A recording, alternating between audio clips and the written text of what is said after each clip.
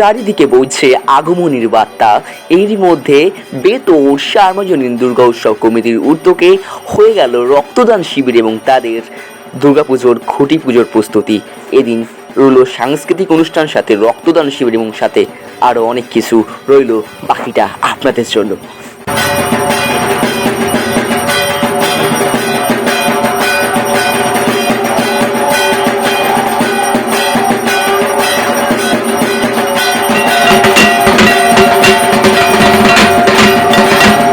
এই পুজোর গোড়া থেকেই আজকে আমার 88 বছর বয়স হলো, এই পুজো ছাড়া আমি থাকতে পারি না।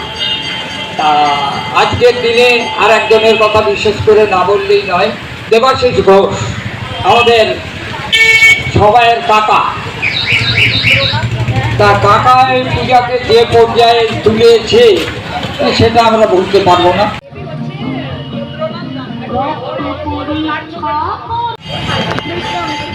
গত সার্বজনীন দুর্গোৎসব সমিতির ৮৩তম বর্ষের শুভ সূচনা হয়ে গেল আজকে রক্তদান শিবির এবং খুঁটি পুজোর মাধ্যম দিয়ে। রক্তদানে অভূতপূর্ব সাড়া পাওয়া গেছে। এখনো পর্যন্ত প্রায় ১৫-১৬ জন রক্তদাতা তাদের রক্ত দিয়েছেন। এই রক্তদাতা অনুষ্ঠান যে তৈরি করেছিল সে হচ্ছে দেবাশিস ঘোষ। কত বছরের পুজো আপনাদের? নমস্কার, প্রথমে সব দর্শকদের জানাই সার্বজনীন দুর্গোৎসব সমিতির পক্ষ থেকে শারদীয়ার আন্তরিক শুভেচ্ছা অভিনন্দন। আমাদের এবছর ৮৩তম বর্ষের পুজো। আজকে আমাদের ৮৩তম বর্ষের যাত্রা শুরু হচ্ছে খুঁটি পুজো এবং রক্তদান শিবির এবং সাংস্কৃতিক অনুষ্ঠানের মাধ্যমে। প্রত্যেক বছরই আমরা আমাদের দর্শকদের উদ্দেশ্যে কিছু নতুনত্ব নিয়ে আসার চেষ্টা করি। এই বছরের আমাদের ভাবনা পাট কথা এবং আমাদের বাংলার যে আদি ঐতিহ্য পাট শিল্প এবং পাট গাছের যে বিভিন্ন অংশ থাকে সেই নিয়েই আমাদের এবার মণ্ডপসজ্জা পরিকল্পনা আমাদের রয়েছে। আশা রাখবো আপনারা প্রত্যেকে আসবেন, আমাদের মণ্ডপে এসে দর্শন করবেন এবং আমাদের এই বছরের পুজোকে আরও সফল হতে সাহায্য করবেন। অনেক জায়গাতেই দেখি যে খুঁটি পুজোর সাথে সাথে শুধুমাত্র পাড়ার লোকেদের নিয়ে নানা অনুষ্ঠান হয়, আপনাদের এখানে দেখছি রক্তদান শিবিরটাও হচ্ছে, এর ব্যাপারে কী বলবেন? দেখুন, আমাদের যেটা আমি বললাম, আমাদের ৮৩তম বর্ষের পুজো একটা। প্রত্যেক বছরে আমরা আমাদের সামাজিক কিছু দায়বদ্ধতার মধ্যে প্রত্যেকেই কিছু আমাদের সামাজিক দায়বদ্ধতা থাকে এবং সেই থেকেই আমরা সমাজের জন্য যতটুকু করতে পারি ততটুকুই কম করে যাই।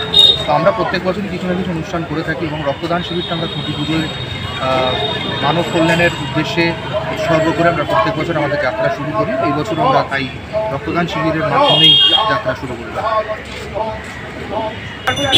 আমাদের ৮৩তম বছরের পুজো।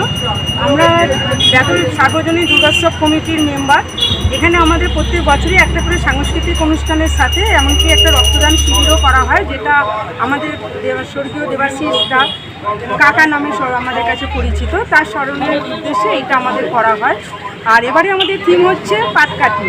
যেহেতু এতই পলিউশন বেড়ে গেছে, যেটার জন্য সর্বদা আমাদের নিঃশ্বাস নিতে প্রশ্বাস বা বাচ্চাদেরও অসুবিধে খুবই হয়ে যাচ্ছে, সেই জন্য আমরা এবারে থিমটাই করেছি পাটকাঠি নিয়ে, যেটাতে কোনো দূষণমুক্ত পরিবেশ একটা আমরা চাই।